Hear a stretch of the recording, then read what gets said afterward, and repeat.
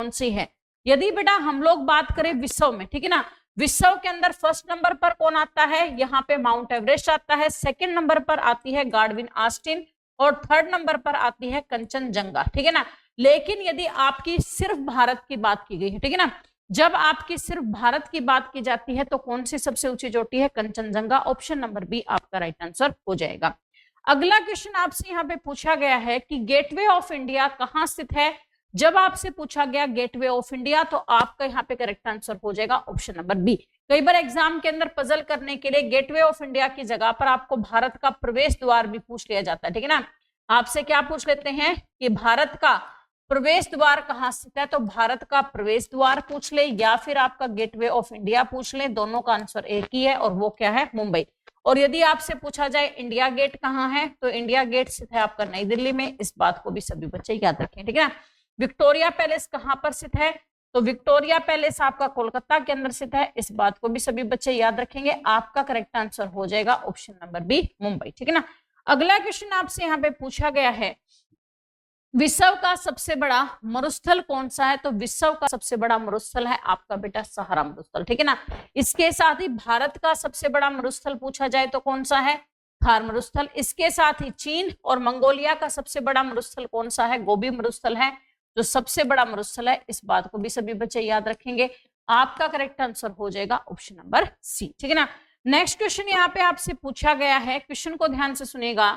बौद्ध धर्म के संस्थापक कौन थे, आपको इसके बारे में बताना है। साथ ही आप चैनल पर नए हैं और डेली यहाँ पर मॉक टेस्ट के साथ जुड़ के अपनी तैयारी उसको बेहतरीन जबरदस्त और अब की बार यहाँ पर अपनी वर्दी उसको पहनने का सपना देखते हैं तो चैनल को सब्सक्राइब कर लेना, बेल आइकन को प्रेस कर लेना। ओपन रैली भर्ती, रिलेशन भर्ती से रिलेटेड कोई भी नोटिफिकेशन है जो आपका आता है, आर्मी अग्निवीर से संबंधित कोई भी नोटिफिकेशन आता है, सारी की सारी डिटेल आपको मिलेंगी हमारे चैनल के माध्यम से। तो चैनल के साथ बने रहे, चैनल को सब्सक्राइब और बेल आइकन को प्रेस जरूर कर लीजिएगा। तो करेक्ट आंसर क्या होगा, गौतम बुद्ध। बौद्ध धर्म के संस्थापक कौन है, गौतम बुद्ध है। ऑप्शन नंबर बी आपका राइट आंसर हो जाएगा। अगला क्वेश्चन आपसे पूछा गया उत्तराखंड की राजधानी क्या है, तो उत्तराखंड की राजधानी देहरादून है। उत्तर प्रदेश की राजधानी यदि आपसे पूछी जाए तो क्या है, लखनऊ, ठीक है ना। उत्तर प्रदेश की राजधानी लखनऊ है। इसके साथ ही आपकी यदि पूछी जाए हिमाचल प्रदेश की राजधानी क्या है, तो हिमाचल प्रदेश। नेक्स्ट क्वेश्चन आपसे पूछा गया किस ग्रह को पृथ्वी की जुड़वा बहन कहा जाता है, आपको इसके बारे में बताना है। तो पृथ्वी की जुड़वा बहन कहा जाता है शुक्र को। क्यों कहा जाता है, क्योंकि यहाँ पर पृथ्वी का जो आकार है सेम आकार किसका है, शुक्र का है, जिसकी वजह से उसे पृथ्वी की जुड़वा बहन कहा जाता है। इस बात को सभी बच्चे याद रखेंगे। अगला क्वेश्चन आपसे पूछा गया है डिस्कवरी ऑफ इंडिया पुस्तक किसने लिखी थी, तो इस बात को सभी बच्चे याद रखेंगे कि डिस्कवरी ऑफ इंडिया पुस्तक लिखी गई है पंडित जवाहरलाल नेहरू के द्वारा। इसके साथ ही सत्य के साथ मेरे प्रयोग, सत्य के साथ मेरे प्रयोग पुस्तक किसके द्वारा लिखी गई है, तो सत्य के साथ मेरे प्रयोग हैं वो लिखी गई है महात्मा गांधी जी के द्वारा। इसके साथ ही यहाँ पर बेटा जो तिलक जी हैं, तिलक के द्वारा यहाँ पे कौन सी है, स्वराज्य जो यहाँ पर पुस्तक है। इसके साथ ही यहाँ पर बेटा आपका करेक्ट आंसर क्या होगा, option number B Jawaharlal Nehru right answer हो जाएगा। अगला क्वेश्चन आपसे पूछा गया भारत का सबसे लंबा बांध कौन सा है, तो भारत का सबसे लंबा बांध है हीराकुंड बांध। ऑप्शन नंबर क्या होगा, बी आपका राइट आंसर हो जाएगा। सभी बच्चे याद रखिएगा। नेक्स्ट क्वेश्चन आपसे पूछा गया है काजीरंगा राष्ट्रीय उद्यान किस राज्य में स्थित है, तो काजीरंगा राष्ट्रीय उद्यान बेटा बार बार एग्जाम्स के अंदर रिपीट है, जितने भी मैं प्रीवियस ईयर एग्जाम देखती हूँ हर बार यहाँ पे काजीरंगा राष्ट्रीय उद्यान है। कहीं ना कहीं कोई ना कोई शिफ्ट के अंदर आपका एग्जाम के अंदर जरूर फंसता है। इसको अलग से यहाँ पे 7 स्टार दे देना, अलग से हाईलाइट करके रखना, क्योंकि हो सकता है आपके एग्जाम में ये फिर से देखने को मिला, ठीक है ना। काजीरंगा राष्ट्रीय उद्यान कहाँ पर है, असम के अंदर स्थित है और किसके लिए फेमस है, एक सींग वाले गेंडे के लिए, ठीक है ना। एक सींग वाले गेंडे के लिए प्रसिद्ध है। इस बात को सभी बच्चे याद रखेंगे। आपका करेक्ट आंसर हो जाएगा ऑप्शन नंबर ए। यहाँ पर यदि आपसे पूछा जाए बुक्सा बाग परियोजना कहां पर है, तो बुक्सा बाग परियोजना आपकी स्थित है पश्चिम बंगाल में। इसके साथ ही आपका बेटा यहाँ पे बांदीपुर राष्ट्रीय उद्यान यदि आपसे पूछा जाए तो बांदीपुर राष्ट्रीय उद्यान आपका कर्नाटक के अंदर स्थित है और साथ ही साथ यहाँ पर केरल के अंदर कौन सा एक यहाँ पर आप बताएंगे, ठीक है ना। तो आपको बता दूंगी, लेकिन मैं ये देखना चाहती हूँ कि कितने बच्चे हैं इस क्वेश्चन तक पहुंचे हैं। आप मुझे कमेंट करके बताएंगे कि केरल के अंदर कौन सा राष्ट्रीय उद्यान है। अगला क्वेश्चन आपसे पूछा गया है, क्या क्वेश्चन को ध्यान से सुनेगा, कि ओलंपिक में व्यक्तिगत स्वर्ण पदक जीतने वाले पहले भारतीय कौन थे, तो ओलंपिक में व्यक्तिगत स्वर्ण पदक जीतने वाले पहले भारतीय हैं अभिनव बिंद्रा। ऑप्शन नंबर क्या होगा, बी आपका राइट आंसर हो जाएगा, सभी बच्चे याद रखिएगा। अगला क्वेश्चन आपसे पूछा गया हिंदी भाषा की लिपि क्या है, तो हिंदी भाषा की लिपि है बेटा देवनागरी। संस्कृत भाषा की भी लिपि क्या है, देवनागरी है। पंजाबी भाषा गुरुमुखी, ठीक है ना, पंजाबी भाषा की लिपि क्या है, गुरुमुखी है। अंग्रेजी भाषा की लिपि यदि आपसे पूछी जाए तो रोमन है। इस बात को भी आप सभी बच्चों ने याद रखना है। नेक्स्ट क्वेश्चन यहाँ पे आपसे पूछा गया है अंतरराष्ट्रीय शांति बनाए रखने के लिए कौन सी संस्था जिम्मेदार है, तो अंतरराष्ट्रीय शांति बनाए रखने के लिए 1945 में बेटा किसकी स्थापना की गई थी, यूएनओ की स्थापना, ठीक है ना। अंतरराष्ट्रीय जो आपकी बेटा शांति बनाने के लिए संयुक्त राष्ट्र संघ की स्थापना की गई थी 1945 में, दूसरे विश्व युद्ध के बाद में। इसके साथ ही इसका मुख्यालय कई बार आपसे पूछ लिया जाता है, तो इसका मुख्यालय कहां पर स्थित है, न्यूयॉर्क के अंदर स्थित है। इस बात को सभी बच्चे याद रखेंगे, ऑप्शन नंबर सी आपका राइट आंसर हो जाएगा। अगला क्वेश्चन आपसे पूछा गया है दांडी मार्च किस वर्ष शुरू किया गया था। बहुत बार क्लास के अंदर मैं क्वेश्चन आपको करा चुकी हूँ, प्रीवियस ईयर एग्जाम्स के लिंक हैं आपको बेटा इसी वीडियो के डिस्क्रिप्शन बॉक्स में भी मिल जाएंगे, या फिर आप डायरेक्ट यहाँ पे यूट्यूब के अंदर जाके YSP लाइव क्लास सर्च करके भी डायरेक्ट अपनी है यहाँ पर जो पीछे की क्लासेस है उनको देख सकते हैं। चैनल पर नहीं है तो चैनल को जरूर सब्सक्राइब कर लेना, और क्लास अच्छी लगे तो लाइक करना ना भूलिएगा, ठीक है ना। और दांडी मार्च किस वर्ष स्टार्ट हुआ था, 1930 के अंदर। ऑप्शन नंबर बी आपका राइट आंसर हो जाएगा। अगले क्वेश्चन आपसे पूछा गया है कि भारतीय रिजर्व बैंक के वर्तमान गवर्नर कौन है, तो भारतीय रिजर्व बैंक के वर्तमान गवर्नर है मल्होत्रा। इसके साथ ही भारतीय रिजर्व बैंक का मुख्यालय कहां पर स्थित है, तो इस बात को भी याद रखिएगा, मुंबई के अंदर स्थित है, ठीक है ना। इसके साथ ही आपका बेटा कई बार क्वेश्चन पूछ लिया जाता है इसकी स्थापना कब हुई थी, तो 1 अप्रैल 1935 को इसकी स्थापना हुई थी। इस बात को भी सभी बच्चे याद रखेंगे, ऑप्शन नंबर सी आपका राइट आंसर हो जाएगा। नेक्स्ट हमारा पोर्शन आता है साइंस का, और साइंस का पहला क्वेश्चन पूछा गया है कि पृथ्वी के वायुमंडल में सबसे अधिक मात्रा में कौन सी गैस है, तो पृथ्वी के जब वायुमंडल की बात हो रही है तो नाइट्रोजन कितनी है, 78%, ठीक है ना। और जब आपसे पूछा जाए भूपर्पट्टी में सबसे अधिक गैस कौन सी है, तो भूपर्पट्टी में सबसे अधिक गैस है ऑक्सीजन, और कितनी है, 46.09% है। भूपर्पट्टी के अंदर सबसे ज्यादा आपकी ऑक्सीजन गैस पाई जाती है, इस बात को सभी बच्चे याद रखेंगे।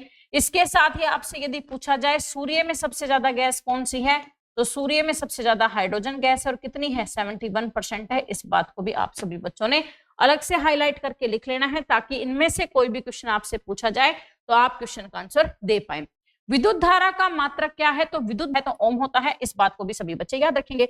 अगला क्वेश्चन आपसे यहाँ पे पूछा गया है निकट दृष्टि दोष को ठीक करने के लिए किस लेंस का उपयोग किया जाता है। निकट दृष्टि का मतलब क्या होता है कि जब नजदीक का सही दिखाई दे, दूर का ना दिखाई दे, ठीक है ना। निकट का मतलब क्या है, ध्यान से सुन लीजिएगा, निकट का मतलब है नजदीक का सही दिखे, दूर का सही ना दिखे, ठीक है। दूर दृष्टि का मतलब क्या है, दूर का सही दिखे, नजदीक का आपको ना दिखे, तो इसको क्या कहते हैं, यहाँ पर बेटा निकट आपका इसको, और दूर दृष्टि दोष कहा जाता है इसको, ठीक है ना। जिसमें आपको यहाँ पे नजदीक का सही दिखेगा, दूर का नहीं दिखेगा, तो निकट दृष्टि दोष, और दूर दृष्टि दोष में दूर का सही दिखे, नजदीक का ना दिखे। तो आपका यहाँ पर क्या पूछा है, निकट दृष्टि दोष, तो निकट दृष्टि दोष के लिए कौन सा लेंस, अवतल लेंस, ठीक है ना। और दूर दृष्टि दोष के लिए यदि आपसे पूछा जाए दूर दृष्टि दोष के लिए कौन सा लेंस होता है, उत्तल लेंस। ऑप्शन नंबर बी आपका राइट आंसर हो जाएगा।